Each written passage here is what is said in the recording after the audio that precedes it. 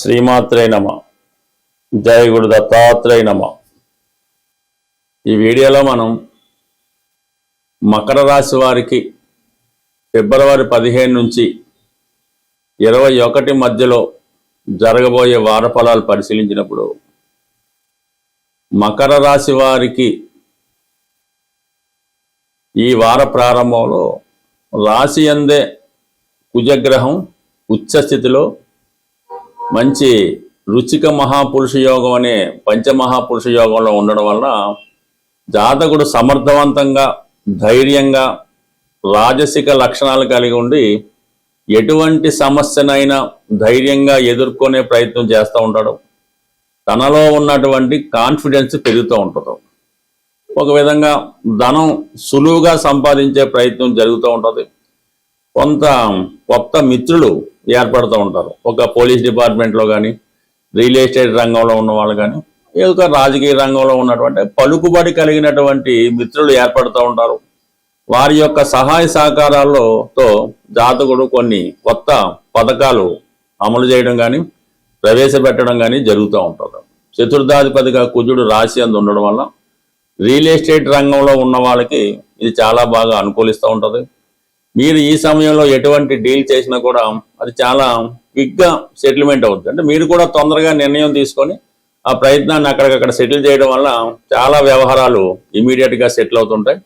వ్యక్తిగత సామర్థ్యం అన్నది చాలా అనుకూలంగా ఉంటుంది. వార ప్రారంభంలో అంటే ఆదివారం సోమవారం కూడా చాలా బిజీగా గడిపే అవకాశం ఉంది. కొన్ని కొత్త సెటిల్మెంట్ చేస్తూ ఉంటారు. కొత్త వారితో కలిసి కూడా కొన్ని నిర్ణయాలు తీసుకోవడం కానీ కొన్ని కొత్త వ్యవహారాలు చేయడం కానీ జరిగే అవకాశం ఉంది. ఇక్కడ దాకా ఓకే. అయితే ధనస్థానంలో రవి ఈ వారమే ప్రవేశించడం జరిగింది. అంటే ఇక్కడ అష్టమాధిపతిగా ధనస్థానంలో చేరిన రవి ఒక విధంగా ఆకస్మిక ధనలాభం వచ్చినప్పటికీ కూడా కుటుంబ సభ్యుల మధ్య తీవ్రమైనటువంటి విభేదాలు రావడం జరుగుతుంటుంది. వచ్చిన ధనాన్ని సర్దుబాటు చేసుకునే విషయంలో పంచుకునే విషయంలో పరస్పర విరోధాలు విభేదాలు ఏర్పడడం జరుగుతూ ఉంటుంది.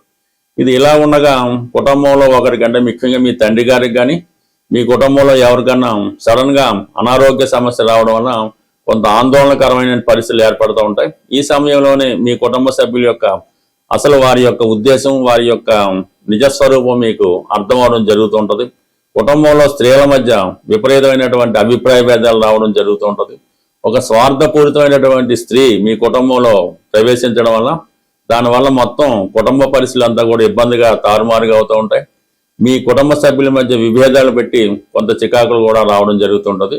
కొన్ని సందర్భాల్లో మీకు గతంలో పరిచయమైనటువంటి స్త్రీల వల్ల కూడా ఈ కుటుంబంలో కొన్ని కొత్త సమస్యలు రావడం జరుగుతూ ఉంటుంది. బట్ ఏదైనా సంబంధం లేని వ్యక్తులు కుటుంబ విషయాల్లో కలగ చేసుకోవడం వల్ల మీ ప్రతిష్టకే ఇబ్బంది కలుగుతుంటుంది. మీ కుటుంబ సభ్యులు హర్ట్ అవుతుంటారు. కొంతవరకు కొన్ని చికాకులు రావడంతో కుటుంబం విడిపోయే స్థాయికి కూడా రావడం జరుగుతూ ఉంటుంది. అయితే ఇవన్నీ కూడా టెంపరీగానే ఉండే అవకాశం ఉంటుంది. తృతీయ స్థానంలో రాష్ట్రాధిపతి శని ఏదో విధంగా కుటుంబ సభ్యుల మధ్య రాజీ పడుతూ కుటుంబాన్ని మళ్ళా ఒక కొలిక్కి ఒక దారికి తీసుకునే అవకాశం ఉంది. బట్ ఏమైనా కొన్ని ప్రయత్నాలు మళ్ళా తిరిగి పునఃప్రారంభించడంతో ఆగిపోయినటువంటి కొన్ని వ్యవహారాలు తిరిగి ఈ సమయంలో రావడం జరుగుతూ ఉంటుంది. ఇక ప్రధానంగా కుజుడు రాశిలో ఉండడం, 6వ స్థానంలో గురుగ్రహ సంచారం కొంతవరకు కొన్ని ఆర్థిక పరమైన సమస్యల నుంచి కోర్టు సమస్యల నుంచి కొంత ధనం ఖర్చు పెట్టి ఆ సమస్యలు మీరు సెటిల్మెంట్ చేసుకోవడం జరుగుతూ ఉంటుంది. అంటే రాజీ మార్గంలో వెళ్ళవలసి ఉంటుంది అన్నమాట. మనకి అక్కడ న్యాయం జరగడం లేదు, ఏదో విధంగా తిరిగి మనమే నష్టపోయాం అనుకున్న సమయంలో రాజీ మార్గమే ప్రధానంగా ఉంటుంది. కాబట్టి కొంత ధనాన్ని వారికి ఇచ్చైనా సరే ప్రస్తుతం ఉన్నటువంటి చికాకుల నుంచి మీరు బయటపడే ప్రయత్నంలో చాలా వరకు సక్సెస్ అవ్వడం జరుగుతూ ఉంటుంది. బట్ ఏదైనప్పుడు కూడా ఈ మకర రాశి వారు ఏ ప్రయత్నం అయినా సరే ఇతరుల మీద ఆధారపడకుండా మీకు మీరే దగ్గరుండి ప్రయత్నం చేసుకుంటే చాలా వరకు మీకు ఆ పని సులభంగా తక్కువ ధనంతో తొందరగా సాల్వ్ అవ్వడం జరుగుతూ ఉంటుంది. అదే ప్రయత్నాన్ని మీరు ఇతరులను నమ్మి వాళ్ళకి మీ పని అప్పచెప్పడం వల్ల ఆ పనిలో ఆలస్యం కలుగుతుంటుంది. వారు బాగుపడి మీకు ఇబ్బంది పెడతా ఉంటారు. ఏదో ఒక వంక ఏదో ఒక కారణంతో సమస్యని ఆ విధంగానే ఉంచి మిమ్మల్ని ఇబ్బంది పెట్టే ప్రయత్నం కూడా చేయడం జరుగుతుంటుంది. కాబట్టి కొద్దిగా కష్టంగా ఉన్నా సరే ప్రతి ప్రయత్నం మీరే దగ్గరుండి చేసుకోవడం మంచిది. ఈ సమయంలో మీరు ఎవరిని కూడా నమ్మకుండా మీ పనులు మీరే చేసుకుని మీ నిర్ణయాలు కరెక్ట్గా తీసుకుంటే చాలా సమస్యల నుంచి, కుటుంబ సమస్యల నుంచి, ఆర్థిక సమస్యల నుంచి కంప్లీట్గా బయటపడడం జరుగుతుంది. ప్రతి ఒక్కరి జీవితాన్ని అంటే గ్రహాల యొక్క సమస్యల నుంచి బయటపడాలంటే కేవలం ఆ పరమేశ్వరుని యొక్క చేతిలో మాత్రమే ఉండడం జరుగుతూ ఉంటుంది. గ్రహాలు అనుకూలించాలంటే శివుని యొక్క ఆజ్ఞ కంపల్సరిగా ఉండవలసింది. అటువంటి శివుణ్ణి సులభంగా మనం ప్రసన్నం చేసుకోవడానికి మరి ఈ 15వ తారీఖున మహాశివరాత్రి పర్వదినం రాబోతుంది. అందువలన ఆ రోజు మీరు చాలా పవిత్రంగా ఉంటూ ఏదో ఒక శివలింగాన్ని, పెద్ద పెద్ద క్షేత్రాలు పంచారామాలే అక్కర్లేదు, కేవలం సాధారణ టెంపుల్లో ఉన్నటువంటి శివలింగాన్ని కూడా మీరు పూజించుకొని దర్శించుకొని కనీసం కొద్దిగా వాటర్, నీళ్లు, శుభ్రమైనటువంటి నీళ్లు స్వామికి అభిషేకం చేసి వీలైతే ఒక మారేడు దళం ఒకటన్నా పర్లేదు, అది పరమేశ్వరునికి మీరు అర్పించడం వల్ల చాలా వరకు గతంలో ఉన్నటువంటి అన్ని పాపాలు, అంత దురదృష్టం కూడా పోతుంది. అలాగే వీలైతే ఆ శివరాత్రి రోజు ఏదో ఒక రుద్రాక్ష, 6 ముఖాల, 5 ముఖాల, 4, ఏది అక్కర్లేదు, ఏదైనా పర్లేదు, ఆ శివలింగం దగ్గర పెట్టి అంటే కొంతవరకు అభిషేకం చేయడం. కానీ మీరు అభిషేకం చేసే జలంలో ఈ రుద్రాక్షలో 5 ముఖాలు ఈజీగా దొరికితే ఒక 5, 6 తీసుకొని వాటితో పాటు స్వామికి అభిషేకం జరిపించి ఆ రుద్రాక్షలు మీరు గృహాన్ని తెచ్చుకొని మీరు ధరించవచ్చు, ఇంట్లో మీ పిల్లలు కూడా ధరించవచ్చు. లేదు ఒక 5 వచ్చినాయంటే మీరు ధరించి, పిల్లలు ధరించి, మిగతా 2, 3 ఉంటే ఆ భగవంతుడి సన్నిధిలో పెట్టి అదే శివుని స్వరూపంగా పూజించడం వల్ల కంప్లీట్గా మీ యొక్క ఆ రుద్రాక్ష మీ మెడలో ఉన్నంత వరకు, ఆ రుద్రాక్ష మీ పూజా మందిరంలో ఉన్నంత వరకు కంప్లీట్గా లైఫ్ లాంగ్ అంటే 1 సంవత్సరం దాకా మాత్రం గ్యారంటీ. మళ్ళీ శివరాత్రి రోజు మళ్ళీ ఆ విధంగా చేసుకోవచ్చు.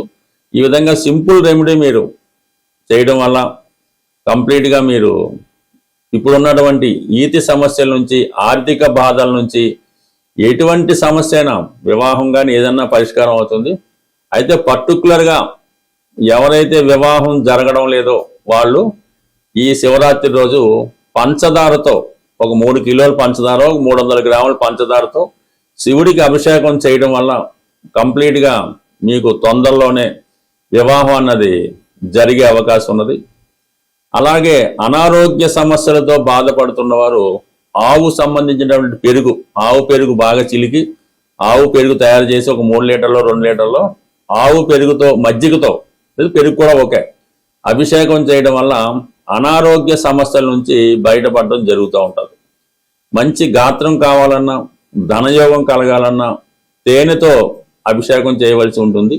ఇన్ని రకాలు ఎందుకు, మనకు ఐశ్వర్యం కావాలి, విభూతితో అభిషేకం జరిపించడం వల్ల మనకి కంప్లీట్గా ఐశ్వర్యం కలుగుతుండదు. ఆ విభూతిని గృహంలో తెచ్చుకొని ప్రతిరోజు విభూతి ధరించడం వల్ల సకల పాపాలు, సకల దరిద్రాలు కూడా పోవడం జరుగుతుంటది. బట్ ఏదైనా ఇది నమ్మకంతో కూడుకున్నది. అంటే శివుడి దగ్గర ప్రత్యేకత ఏంటంటే నమ్మకం లేకుండా మీరు అదేదో బూడిదని పెట్టుకున్నా కూడా కంప్లీట్గా మీకు శివుని యొక్క అనుగ్రహం తప్పక లభిస్తుంది. అవకాశం ఉన్నవాళ్ళు శివరాత్రి రోజు మరి ఆ రోజు జాగరణం అంటే సాయంకాలం 6 గంటల నుంచి మర్నాడు 6 గంటల వరకు అది మంచి సమయం అన్నమాట. మరి అర్ధరాత్రి 12 గంటలకి లింగోద్భవం జరుగుతూ ఉంటుంది.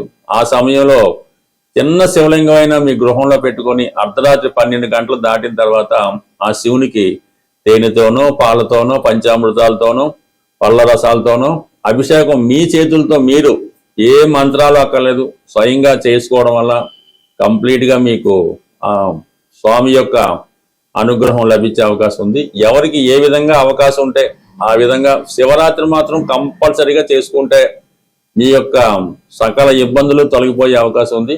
కంప్లీట్గా పాటించండి. చేయకపోయినా పర్లేదు, కానీ ఆ రోజు పర్టికులర్గా ఎవరు కూడా ఏదైనా మద్యపానం చేయడం కానీ, మాంసాహారం తినడం కానీ, స్త్రీలను ఇబ్బంది పెట్టడం కానీ, శృంగార కార్యక్రమాల్లో పాల్గొనడం కానీ, అటువంటి కార్యక్రమాలు కనీసం ఆ ఒక్క రోజన్నా దూరంగా ఉంటే మీ జీవితం ధన్యమైనట్టే. స్వస్తి.